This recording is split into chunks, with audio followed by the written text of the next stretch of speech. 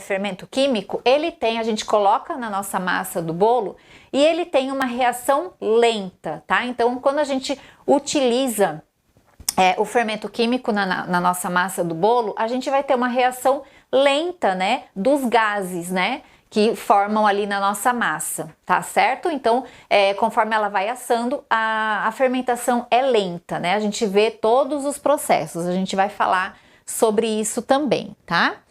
O bicarbonato de sódio, ele é a fermentação pura, tá? Então, ele tem uma reação aí rápida, tá? Então, a gente coloca o bicarbonato, se colocar só o bicarbonato de sódio, ele tem uma reação muito rápida na nossa massa, tá? Então, o bicarbonato de sódio a gente utiliza com ingredientes ácidos, tá? Então eu preciso ter na minha massa de bolo ingrediente ácido para poder utilizar o bicarbonato de sódio.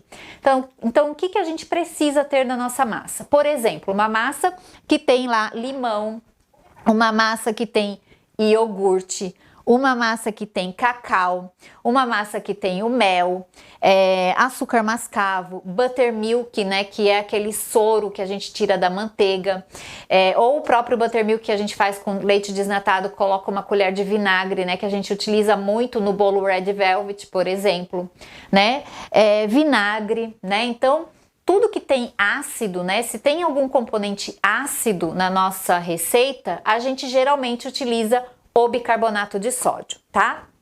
Então ele tem uma reação rápida, né, o bicarbonato de sódio.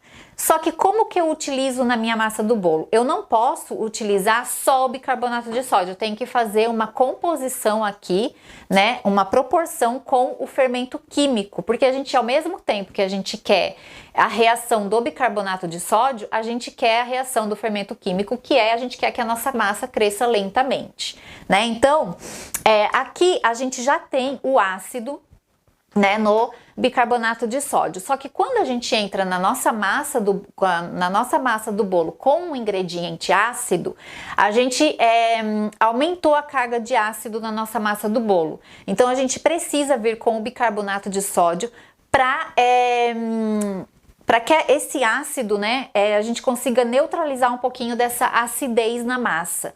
E com isso, a gente vai ter uma massa mais fofa, mais saborosa, tá? E mais, dependendo aí da cor, né, mais, se a gente, por exemplo, na massa de chocolate, a gente consegue deixar a massa mais escura, na massa Red Velvet, que é o bolo vermelho, a cor mais intensa. Então é responsável também para realçar a cor da massa.